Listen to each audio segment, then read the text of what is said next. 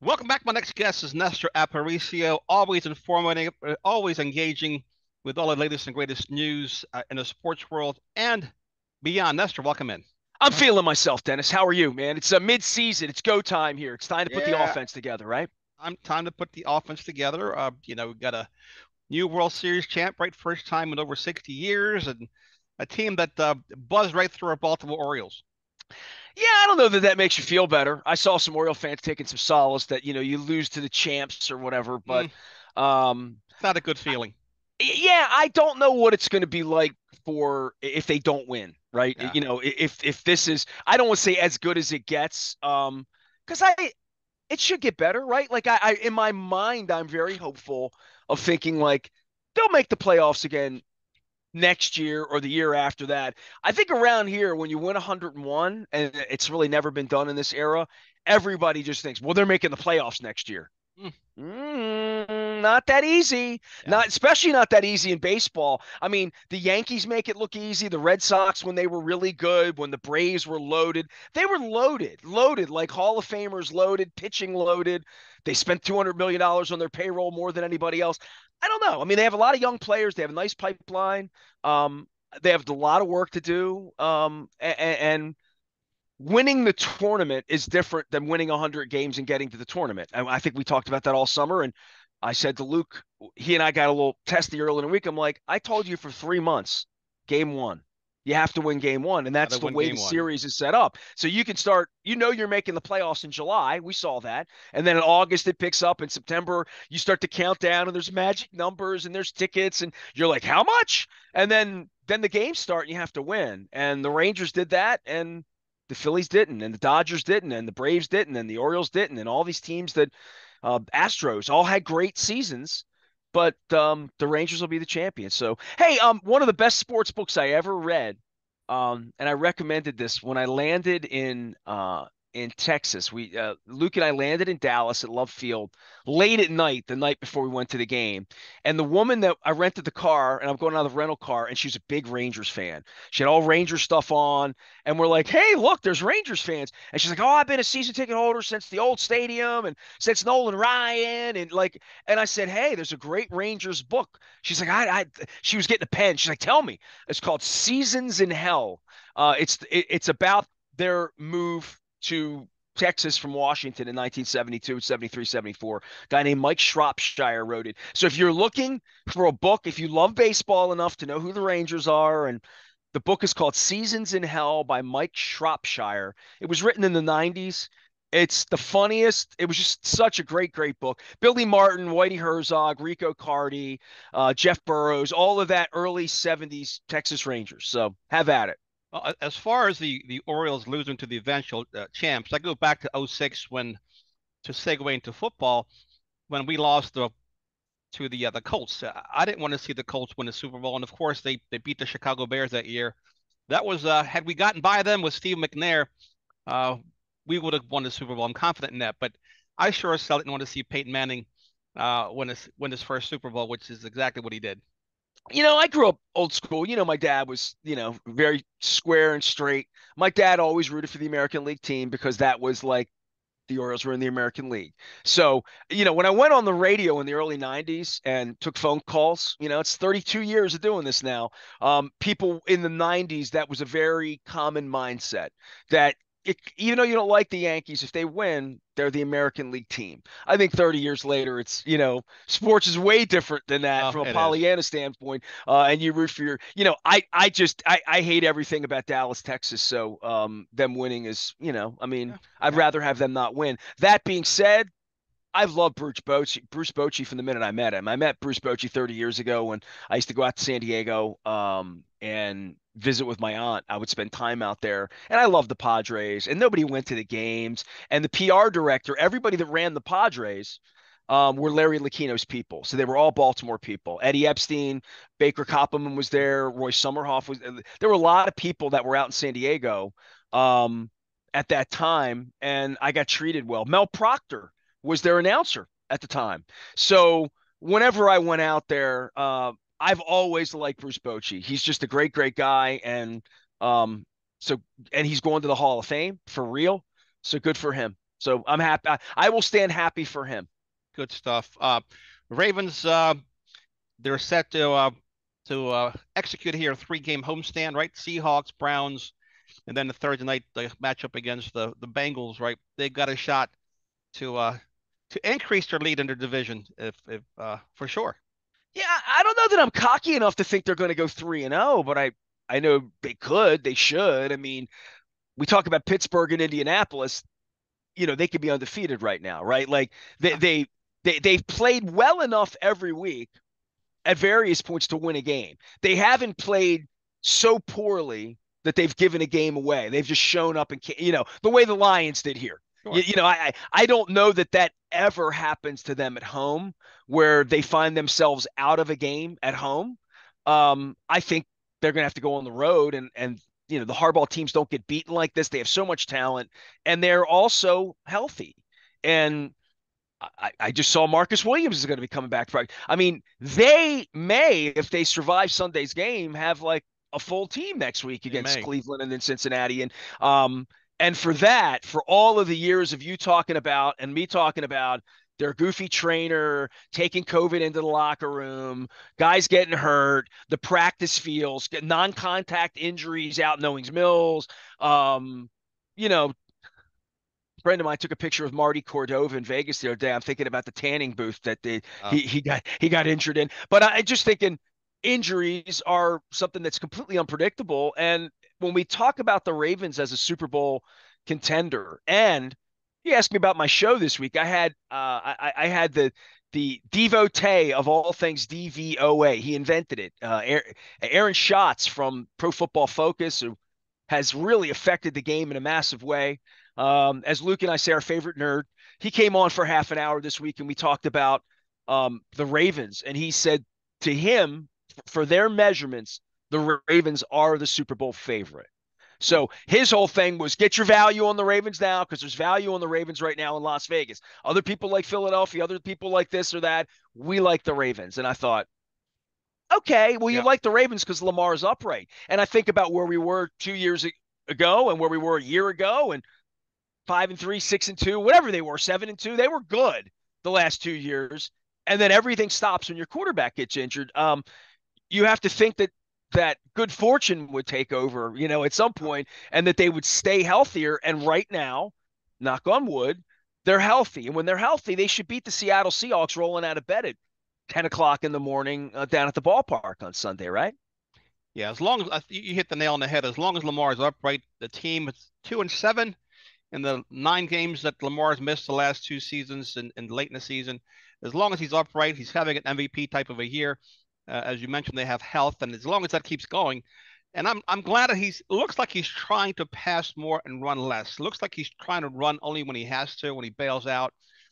I'd like to see more of that. I really don't want to see design run plays for Lamar Jackson, particularly with 4 minutes left in the game. And a 9 minute lead, a 9 point lead. Excuse You me. don't want to see that. You've always mentioned you don't like him running at the linebackers, and I couldn't agree with you more there. I'd be remiss if I didn't speak to the piece you did with Tom Kelso, and I encourage all of our listeners to listen to that piece that you did. Well, listen, Tom Kelso is a person I don't know. And I want to set this up because if anybody does listen, it's the most listened to piece in the first 24 hours I've had in a long time. I mean, my writing, sometimes I'll get tens of thousands of people read my work, but in the first day, a lot of it's been shared, it's been seen, and it's because it's credible. And I Nancy Grasmick came up to me. I was over at Towson University. They just made Dr. Ginsburg their new president at Towson University, and I went over to that welcoming event on Wednesday. So I was there. The first cocktail party I've been to without cocktails. It's at a university. I'm there. I'm like, where's the Oh, it's apple cider. Yes. Okay. So I There you had some go. apple cider. I had a cinnamon stick. It was delicious. They had some fruits and they had some prosciutto, gabagool. So I'm over there, and Nancy Grasmick said to me, she almost made me cry. She came up to me, she said, "When am I coming back on your show? We need to talk about education." Oh, I And hear you. and but she said to me, she said, "You bring credibility to the community," and I'm like, "Wow." I'm like, she said, you don't lie to people. Everybody knows where they. You're like me. You're going to tell them the truth. And I'm like, okay. So this Tom Kelso guy is, it turns out he's an Aberdeen native. He lives in Jacksonville. He's a Baltimore human. He is associated with Larry Hogan, which always stirs me up. If you're too associated with Westmore or too associated with Larry Hogan or too associated with Fox News or too associated with, then I start to think, like, I don't need you to be apolitical. We're all political. We can all figure that out on what's going on in the Middle East right now, as far as what side you're on, or if you have to pick a side or any of that. I'm on Baltimore's side, and I've been an Oriole fan and a Raven fan, and they hate me. They hate me because I've asked real questions. So this lease thing, I have said so many things on the air that have just gone over people's heads. You and I have had long conversations about it, and I know you understand it, but I think you're often wondering, like, is Nestor full of fish? Does he really know what he's talking about? Is he just? This is what I do for a living. It's like when Dan Connolly said that to John Angelos, like, don't talk to me that way. I know everything about this because it'd be like me talking to you about, like, Ford motor cars. It's what you do. Me telling you how to run a dealership. Like, if you don't know how to run a dealership, if I can't trust your information in running a dealership. So people listen to me and they think that I'm like at 1057, or I'm some old bartender that I hired, or I'm some guy that said, I don't care about business. Just, I only know the games, or I only gamble on the games. I have those guys, right? None of those people ever cared about any of this, to learn any of it or understand any of it. And when I would sit with Dick Cass in his office in 2010, 12, 14, he would always say, well, we have a lease coming up, and the Orioles are a part of that. And Dick would say, well, there's a parity clause, Nestor, and whatever. So I hear this from these people, right? And I've known John Moog since he stole the team. And I knew John Brown, and I knew Herb Belgrad, and I care about these things. And I've known 4 governors in a row now to care about these things. And knowing when the rubber meets the road, I had no idea how this was going to happen a couple of years ago. Like, I knew there was going to be a lease. I knew there was going to have to be money. And I knew we would have to get it from Annapolis. And I knew they weren't going to rebuild the stadiums. But I thought, well, the one stadium was 300 million. The other stadium was 200 million when we built them 30 years ago, 25 years ago in the case of the baseball stadium. How much money will we need to give them to keep the teams here? And what would the state's investment be in that? So Tom Kelso is the man who was appointed by Larry Hogan in 2014-15 when he became the governor of the state of Maryland, to run the Maryland Stadium Authority. Same job as John Moog, same job as John Brown, Herb Belgrad, all those things. There have been 7 chairmen of the Maryland Stadium Authority since the mid 80s, when it was commissioned, because we lost the Colts. Right. We needed a stadium authority because Memorial Stadium wasn't going to be suitable anymore. And we realized that in 1984, we lost our football team. So Tom Kelso gets appointed. He ran John Carroll School. He was in private business in the petroleum industry. He was a political appointee. Now, if I say a political appointee to you, what do? You go like this, right? You're like, Sure. Qualified. What does he know? I'm wondering that about Craig Thompson, who is the Maryland Stadium Authority chairman under Westmore, who has refused to speak to me. He did email me back. He said, I'm not talking till we got a lease. I'm okay with that. I'm good with that. But he got right back to me the other day. Tom Kelso, meanwhile, is a person I don't know. He's run the Stadium Authority for years. He admitted to me, after he did an hour and 15 minutes of truth telling with me, that he never would have come on with me when he was the Maryland Stadium Authority chairman. He's like, I just wouldn't have come on with you. Couldn't have done it. Couldn't have done it. He said, I couldn't have done it. So Tom Kelso starts speaking out in the Baltimore Sun and in the Business Journal 3 weeks ago during the playoffs, and saying this memorandum of agreement, MOA, where West stood up with John Angelos, pretended there's a lease when there's not, and the governor's going to have to answer to me for that, because he doesn't need to get pushed around by John Angelos. He doesn't need to be afraid of John Angelos. Why he is, I have no idea, but he is. And I've learned that through this. And I've learned that in talking to Westmore myself, that he's afraid of John Angelos. This is the problem with all of this, Dennis, is that everybody was afraid of Peter except me. Except me. Everybody was afraid of obvious truths, of losing games, of mistreatment of human beings, of all the things that we read about with the Arizona Cardinals yesterday, who denied me a credential 3 days ago. And now I feel a little more emboldened that these pricks denied me a press credential. You know, like these people that treat each other like garbage, that they're not going to let a guy from Baltimore in, right? So Kelso, I emailed him, and we are linked on LinkedIn, which I did not realize. I think I've shaken his hand once. When he came on the screen, I looked at him. I'm like, "Hey, I think I've met you. I think I shook your hand at Mako." He's like, "Yeah, I think I met you at Mako 2 years ago." I'm like, "Yeah," but I've never spoken to Tom Kelso. So I emailed him. He agreed to come on. He was like, "I want to come on." I'm like, "Well, I'm away. Let's do this on Halloween." And I'd never met him, and he came on the screen with me on Zoom. And I said to him, "You know who I am and what I do. I just want truth." And I still have never met him other than being on Zoom with him. And from soup to nuts, within the first 5 minutes, he's one of the most credible, intelligent, well-read, honest. The honesty drips off the piece. He sat in that seat for 8 years, and as he would say, the Maryland Stadium Authority does all sorts of stuff that I didn't know they did. Not They true. build stadia, they build schools, they work in every county in the state. It's not just about these two stadiums, like, which I thought I didn't know. No, again, I've never spoken to a Maryland Stadium Authority chairman in a sitting capacity, and I have others that I'm social friends with that I just had never said, what does the stadium authority really do in 2023, and how, because the stadiums are built right. I Right. mean, So the question other than is, manage it, make the toilet paper good, and keep the paint on the walls, right? so was 2022 his last year as as the chairman there, or He goes out when the governor goes out. got it? Okay. So he So went out January Larry 15th. when Hogan went out and Wes Moore came in, he went out with Hogan. Right. Okay. So he said in 15 he wasn't sure that he'd be negotiating the lease because Larry had to win again. Right? Otherwise, he wouldn't have been there in 1920. He said when Governor Hogan won, and you can hear all of this in the piece, and I really do hope people go listen to it because it's not really nerdy. It's not science and um it really is history and rights and money and rent and stewardship for the community. This really isn't about Peter Angelos, John Angelos, Steve Bisciotti, Renee Bisciotti. This is about the next owners of those teams and what deal they get on behalf of all of us still paying taxes on this in 2030, Right. 2035, 2037, which is what the lease is through right now.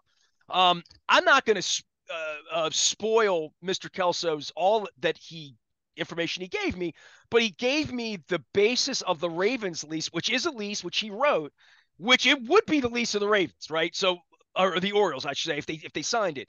And he said the way they set it up was to fund the stadia so that they don't fall apart. And he used Dallas as an example, Arlington. They have a new baseball stadium next to an old baseball stadium that they didn't keep up as well as maybe they could have, and did different things. And instead they were like, well, let's just spend $2 billion more and build a new one. Right. Instead of saying, well, here's $600 million over the next 30 years, 20 years to make sure. Need a scoreboard, you get a scoreboard. Need Wi-Fi, you get Wi-Fi. Things we never could have thought of. In 1998, nobody was thinking about Wi-Fi in the stadium. Right. Nobody was thinking about non-cable anything when I'm talking about how the television worked, how the cable television worked, how the point of sale worked, how the satellite dishes worked, all of that stuff that was built in 1992 for Camden Yards and 98 for the Raven Stadium. It's all changed. And the wants and needs of um, party decks and all the things that were not a part of Stadia in the 90s. So he gets the Ravens deal in 18. Larry gets reelected. He gets reappointed, and then he knows the lease is going to be his. He told me in this conversation that he began conversations with Peter Angelos when Peter's head was still, he thought, okay. And Peter would always say to him, why would I want to do that? Why would I want to sign a lease? Peter's never signed a lease in his life for any of this stuff. He never had any intention of ever signing a lease. I'm not sure John has any intention of really signing a lease. Sure. I just think it's play the game, get more, get more. But John is tied to Steve, right? So anything that John gets, Steve is entitled to. Or the Ravens owner is. I shouldn't even say Steve, because Tom always corrected me on that. He's like, no, no, no. The Ravens owner is entitled to that. So Steve may say, I'm too embarrassed to come and do the same stuff that this clown did. I'm a billionaire. I'm on a boat.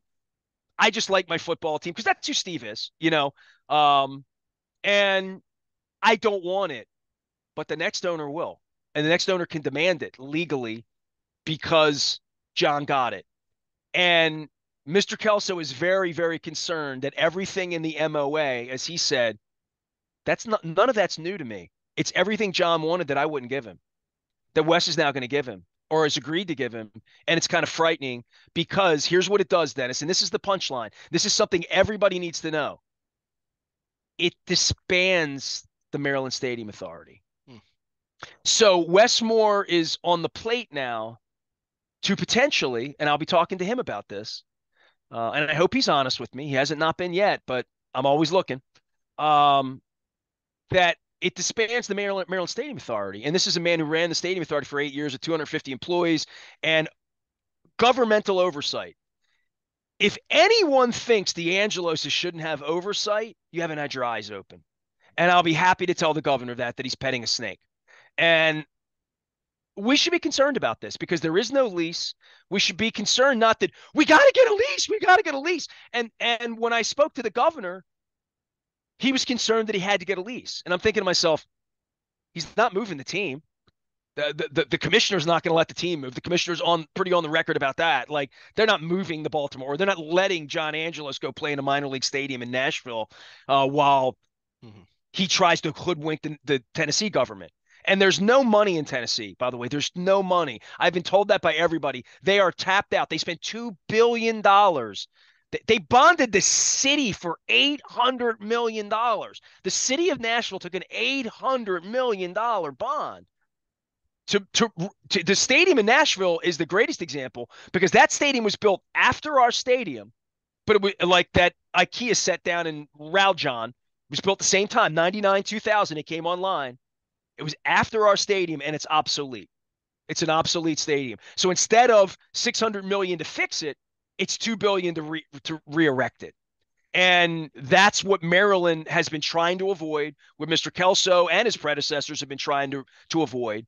And he is whistleblowing as an 8-year public servant on trying to get the attention of sports fans here to say, I don't hate the Orioles. I don't hate the Angelos family. I don't have a bone to pick with Steve Bischoff.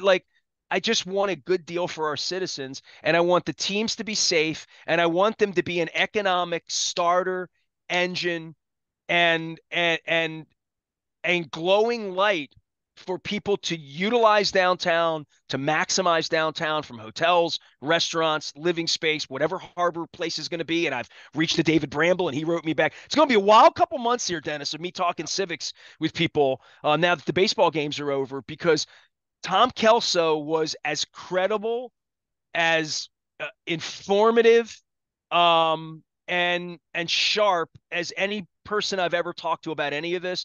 And everything I thought I knew was true, but there was a lot I didn't know that has been unearthed in this conversation. And a lot of people who thought they knew a lot called me and said, wow, there's a lot going on here with this lease situation, with this crazy ownership group, and what they're trying to do, which is, and it's always this, Dennis, you know this, they're trying to get the power. They're trying to get the money from us and then make the power theirs to do whatever they want with it.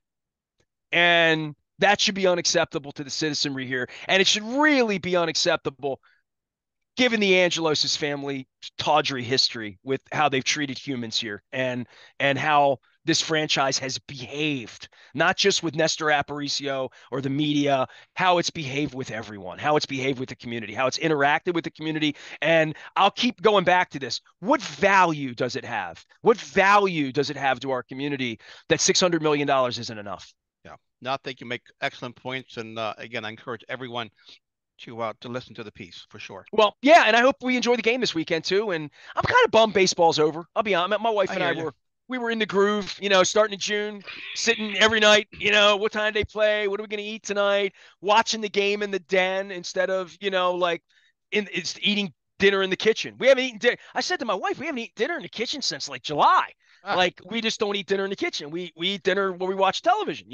Um, so that's going to change. We're going to start having dinner in the kitchen all of a sudden. well, good. Well, enjoy the Ravens this weekend for sure. I even played Wordle last night for the first time since like we had a magic number. I think I played Wordle for the first time since August. So All right, man. Well, listen, you keep doing great things. Again, Tom Krause article interview with Nestor here on 1570 AM WNST to LinkedIn. Make sure you spread the word. With that, we'll take a next break here at 1570 AM WNST. We'll be back right after this.